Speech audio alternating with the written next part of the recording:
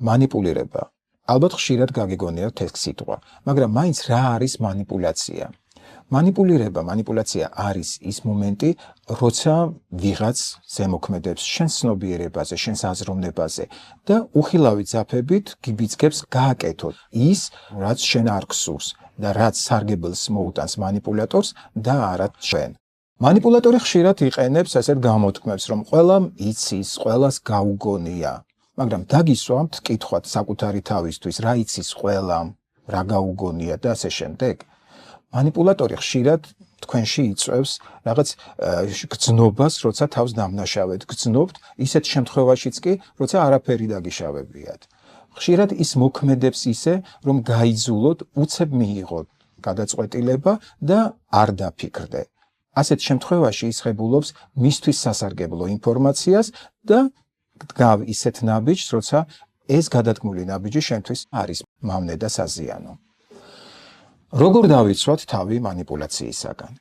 ამისათვის აუცილებელია კრიტიკული აზროვნების განვითარება.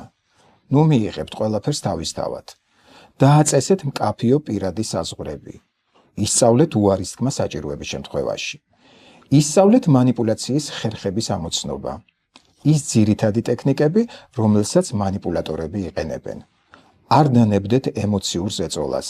იყავით მშვიდი და რაციონალური კომუნიკაციაში. დასვით დამაზუსტებელი კითხვები. ეს ხელს შეუწყობს თანამოსაუბრის ჭეშმარიტის რახვების გამოვლენას.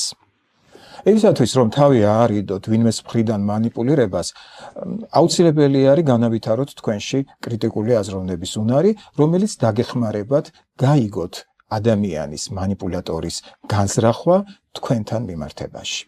კრიტიკული აზროვნება ეხმარება ადამიანს ჩამოაყალიბოს საკუთარი აზრი და დაიცვას მისივე პოზიცია. შეუძლებელია კრიტიკულად იფიქროს ადამიანმა საკმარისი ცოდნის გარეშე. რაც მეტი ცოდნა გაქვთ, მით უფრო ადვილია შედარება და ანალიზი. კრიტიკული აზროვნება გეხმარებათ იმ წყაროების არჩევაში, რომლებსაც ვეყრდნობით ინფორმაციის მიღების დროს. ამისათვის კი აუცილებელია მუდმივად გააფართოვოთ თქვენი ცოდნა სხვადასხვა სფეროში. წაიკითხეთ მხატვრული და სამეცნიერო ლიტერატურა. უყურეთ დოკუმენტურ ფილმებს და დაესწარით საჯარო ლექციებს საგანმანათლებლო პორტალებზე თუ ღია სალექციო დარბაზებში. დააკვირდით ადამიანებს და მათ ქცევას. ეს დაგეხმარებათ გაიგოთ მათი ქმედების მიზეზი და შეიმუშაოთ სხვადასხვა სიტუაციებში ურთიერთქმედების სტრატეგია. ხშირად ესაუბრეთ გარშემომყოფთ. ეს საშუალებას მოგცემთ განავითარო და განმარტოთ თქვენი პოზიცია ნებისმიერ საკითხზე. კრიტიკულ მკითხველს შეუძლია ინფორმაცია მიიღოს და გაანალიზოს სხვადასხვა კონტექსტში. ასეთი ადამიანი კი აუცილებლად მედიაწიგნიერია. დღეს უამრავი ხერხი არსებობს თქვენზე მანიპულირების.